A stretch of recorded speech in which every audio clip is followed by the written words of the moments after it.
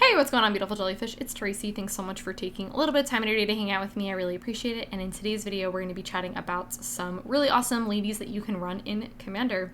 Super fun video. This is the third part. I will list the other two parts in the down bar below. And if I don't mention one of your favorite ladies, be sure to list it in a comment below, and I might mention it in a future part. I already have part 4 planned, but possibly part 5. Okay, I do not understand how I have not mentioned the legitimate love of my life, Elspeth Sun's Champion. Okay. I don't care about magic lore at all. Really, truthfully, the most I know about magic lore is I read this book called Agents of Artvice, which if you haven't read it and you can actually pick it up, it was actually a really great read. It centers around Jace and Tezzeret, complete jerk. Anyways, I don't care about lore. However, I care about the fact that Elspeth Sun's Champion is no longer alive in the lore, and I don't know how they can bring her back. I don't know. I don't care, but I want more Elspeths. And realistically, and I could do a whole separate video about this, you guys, I genuinely think Planeswalker printings are literally ridiculous and need to be put on some sort of hold. Like, I don't... Planeswalkers, there's I can't, there's too many, it's ridiculous. There's like 17,000 Chandras, no one can keep up. I can do a whole rant about Planeswalkers. If you're interested, let me know. But I'm shocked that I've ever mentioned Elspeth Sun's Champion. I feel like this was also at a time where I think Planeswalkers weren't necessarily out of hand when they were printing them, and she's truthfully the best Planeswalker at protecting herself. Like, you can say a lot of things about Planeswalkers or whatever, but like, she is the best Planeswalker protecting herself because she makes 3 dudes and it's on her uptick. Yeah, they're only 1/1s, but literally who cares? Because there are 3 of them, so you can block for days. Her minus is a mini board wipe. You destroy all creatures with power 4 or greater. One of the really awesome things that you can do with her is you can uptick a couple times, get her ult off, down tick, but it doesn't impact the tokens that you create, because at this point, just with her, not including any other buffs or anything like that you have, those tokens would hypothetically be 3/3s. And then her ult, yep, they get +2/+2 and a flying. To be honest with you guys, I feel like her ult, it's not that I don't really care about it, it's just like, it's not to me the key component about her. It's honestly her uptick and her minus, because you get that board wipe, which is incredibly good, and you just get those 3 dudes. Like, she's amazing. Can't believe I haven't talked about her on this series. She's incredible. Like, she's the best. I tell you guys, I very infrequently run Planeswalkers in Commander decks because I literally think they're ridiculous and there's way too many of them, and I'm kind of just over Planeswalkers. Always run Elspeth Sun's Champion. Always. She's one of like I would say like I have about like 5 Planeswalkers that I will like consider running or like run, and she's one of them. Okay, let's chat about my girl Anafenza the foremost. Okay. I really enjoy Anafenza. I run her in ladies, and I think I've talked about this in videos before, but I feel like I'm just actually just a Death and Taxes player. I just like Death and Taxes types cards. I like being a Death and Taxes player, and I like being Jack of all trades. I like doing a little bit of this, a little bit of that, and Anafenza helps get me there because, first off, she's 3 mana for a 4/4, which is great. So if you can get away with running her, or you can also play her as your commander, which is awesome.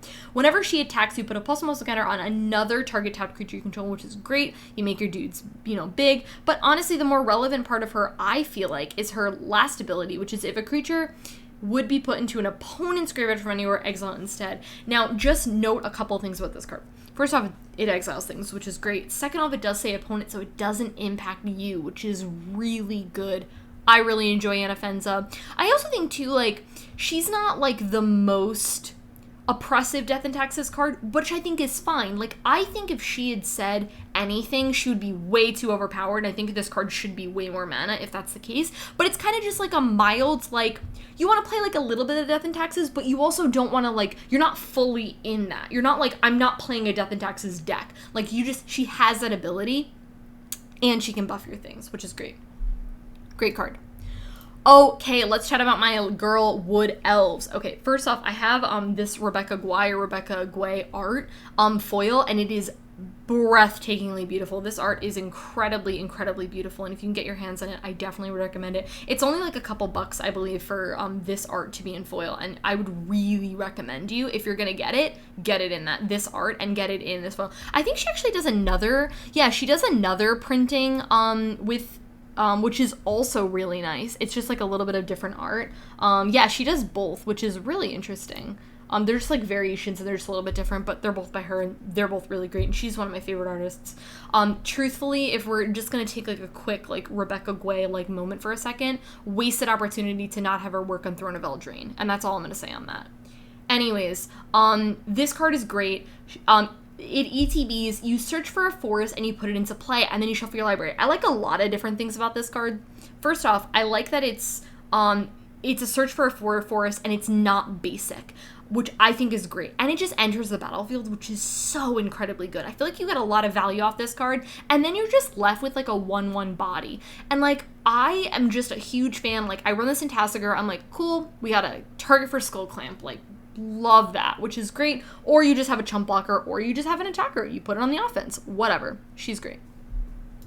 Super simple card. Like, there's not a whole lot to say, but honestly, I think the inclusion of it just being a non-basic and it doesn't enter the battlefield tapped for 3 mana is really good, and you're left with the body left over, which is great. Cool. Let's chat about Karmic Guide. I feel like Karmic Guide is one of those cards that just like whenever I play it, I'm just like always impressed by this card, and I don't know why. Like, this card is just overall really solid. It is 5 mana, which might seem like a lot, but I really don't think that it is. For what it does. It's a 2/2. It's got flying and pro black, which may or may not be relevant depending on your game. It does have echo, which, you know, do with whatever. I think when you look at the echo cost, I think it depends on, do you need this card to lay around? Because realistically, if you pay the echo cost, that's 10 mana, which is kind of a lot, and I do understand that, but maybe you don't need this. Maybe you're playing this in a blink deck where, you know, you blink it, you just get something back, whatever. When it enters the battlefield, you return target creature card from your graveyard to the battlefield. Another thing that you might do with this card is you might intentionally have it go to the graveyard and then bring it back with one of your effects, which I think is really solid. And then whenever it enters the battlefield, you just get something back. You don't have to pay that mana cost. So I think, like, one scenario you have is you pay the 5 mana for this.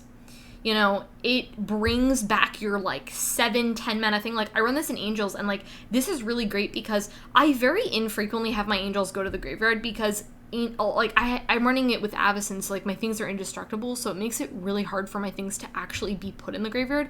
However, there are situations where it happens. One where I don't have Avacyn and someone destroys my thing before I get Avacyn, or as I'm in the process of casting her, they destroy my thing. Or the second scenario is they make me sacrifice something. So those are, like, the two scenarios. But if I do have something in the battlefield in that deck, I can, you know, I'm playing Angels, and a lot of Angels are, like, 5, 6, 7, 8 mana to cast. So getting this back for only paying 5 mana to get something back is really good.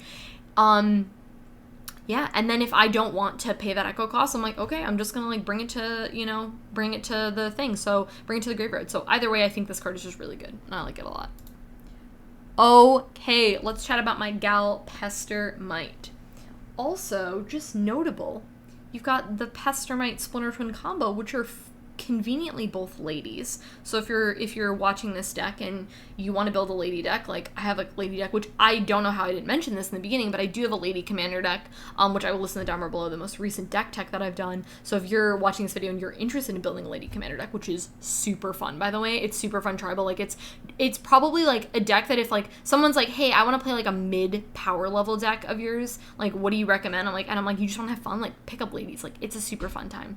So Pestermite, really good. She is this just with the combo. It's so good. Like, I'm not a huge combo person. I don't avidly go out of my way to seek out my combo pieces. However, I do really enjoy Pestermite. I kind of always like having this as, like, kind of the I like having a combo in my back pocket. And I think this is a very easy combo to pull off. You don't have to do a lot to get this combo going. It's only a 2-card combo as well. And they're, again, both ladies, which is awesome. So I like it. Okay, let's chat about my gal Meren of Clan Nell Toth. I don't, this is just such a mouthful. Just, there's a lot of words going on there.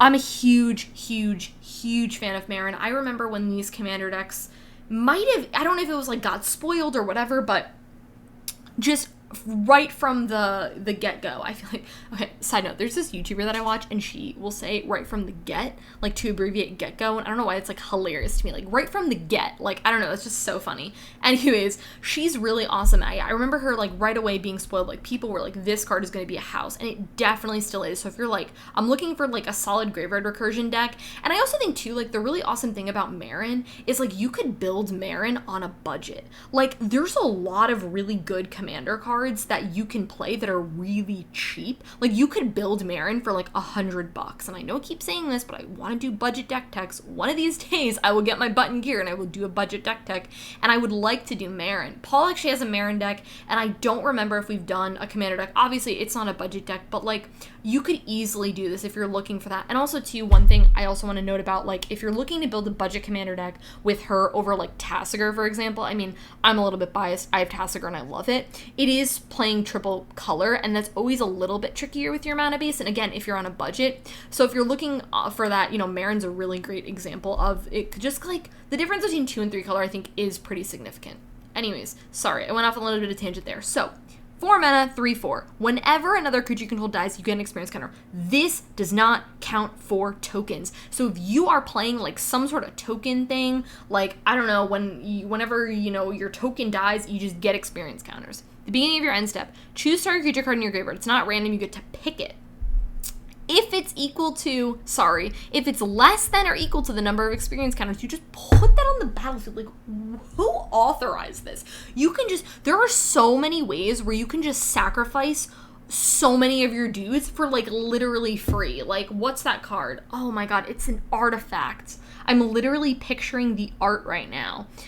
If I can remember, I'll pop a picture on the screen, but this artifact where you can just sacrifice, like, all of your things, and you just get mana or whatever, and you just do that, and then you could just get this, and you get all these counters, and then you can just get your, like, Sheldred back. Your Sheldred's, like, 9 mana, and you just get a Sheldred back for free. Like, this card's dumb.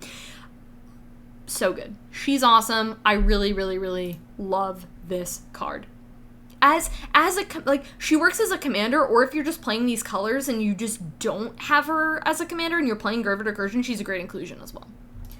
Okay, let's chat about one of my holy, like, Trinity green card faves, Corser of Kruphix. I talked about this card in my green commander staples. If I remember, I'll list in the number below. I probably won't, but you can always check that out. Corser is awesome. I love her. And one thing I really enjoy about Corser that, I don't tend to run, like, a lot of Avid Life Gain in my decks. I run, like, a lot of it is, like, I'll run, like, for example, like, I run, like, Blood Artist. I don't run Blood Artist because it gains me life. I run Blood Artist because it loses life. But on the upside, it also just gains me life, which is great. And Corser's kind of one of those, like, I run it, but it's more of, like, this passive effect of, like, I run this card for other reasons, but I like the fact that it gains me life, which is solid. And also, too, like, I think sometimes cards, you have to be running, like, a Landsly type of deck to play some of these cards. You don't have to be playing a lands type of deck to get value off of Corser of Kruphix. She's also 2/4, which I really love for 3 mana. Play with the top card of your library revealed. Honestly, I think some people are like, oh, like, do you maybe, like, not want to do that? I don't care. Genuinely, like, I don't care. If my opponent knows, like, some of my cards in my hand, like, whatever. Because the upside of this card, to be honest, weighs out that sort of thing. Also, but I think it depends, because if you're playing against a lot of control players, that's your meta group and that's what people play, maybe not the best card for that type of scenario, because they are going to know and they're going to be like, oh, but I'm holding my counterspell for that one bomb that you just have on the top of your library, so whatever. Anyways, if it's a land card, you just get to play it, which is great. I do a lot of, like, shuffling in my commander games because I have fetch lands, because I have tutors and all this sort of stuff, and so I've got my Corser, you know, I can do that, which is really helpful, and then you just gain life, which is great. Love it. Cool. Let's chat about, I am probably not going to say her name, Tocatli, Honor Guard. This card's awesome, okay? Creatures entering the battlefield don't cause abilities to trigger. Now, you have to be really cautious about this because it does impact you, so you got to be really cautious. I would say build this in the right sort of thing, but classic Death and Taxes card, 2 mana. She's awesome. Look at her. Do you want to mess with her? Because I don't. Look at her. She's like, I do not mess with me. This card is really, really, really good. there's not really a whole lot to say. She's just good. Just be careful about how you build her, because if this does impact you, and if you have a lot of ETB effects, like I tend to do that, like this card would hose me totally. So yeah, it's great. And I think a lot of times too is like a lot of times if you have, let's just say you have like a creature that when it enters the battlefield you destroy target creature or like something like that. This card obviously like doesn't work on that, so you just have to be like cautious about if you're playing against this card, like what cards you can play against. Okay, I really enjoy this card, and that is Yavimaya Dryad. Did I say that right? Hopefully. Okay, she's 3 mana for a 2/1. She's got Forest Walk. It has been relevant. I'm not gonna lie to you. That can actually be relevant, and I can get in poke damage, particularly in early stages of the game. And I feel like, to be honest with you guys, I feel like people don't talk about poke damage cards enough, and we should definitely be talking about those, because poke damage, slow burn cards are super relevant, and I think it's because sometimes I feel like Commander is all these, like, flashy, like, my 6 mana 80 big thing with vigilance and flying and whatever, like, yeah, those cards are great, but like also things that do like damage over time are definitely still relevant. I think we should talk about those as well. She's great. She's got Forest Walk, love that. When she comes into play, you may search your library for a forest and you put it under the play tapped under target player's control. So she's very similar to Wood Elves. A couple of like really slight differences. First off, she's a 2/1 instead of a 1/1 like Wood Elves. She's got Forest Walk, which is different.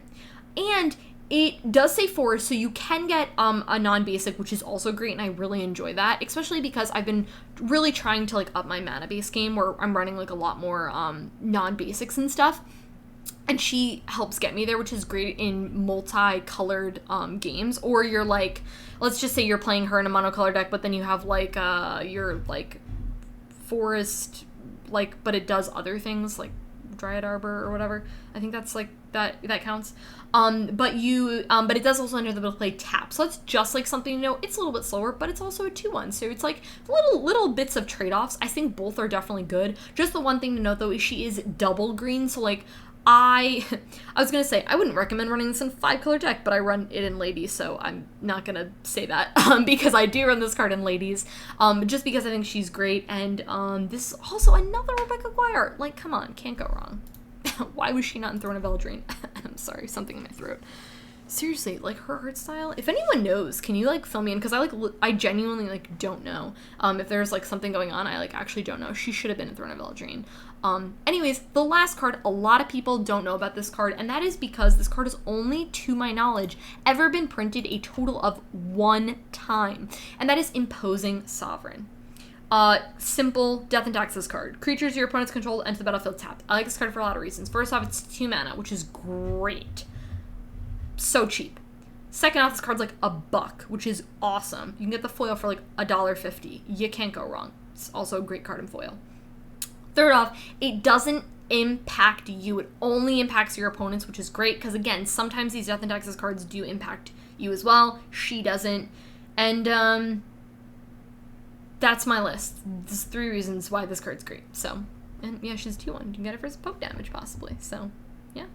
Guys, that is it for some more really awesome ladies that you can run in Commander. I really hope you guys enjoyed this video, and be sure to leave me your favorite ladies in the down bar below, or in the comments below, and they might be featured in a future part. If you enjoyed this video, go ahead and give it a thumbs up. Go ahead and subscribe to my channel if you're not already, and I'll catch you guys in my next one.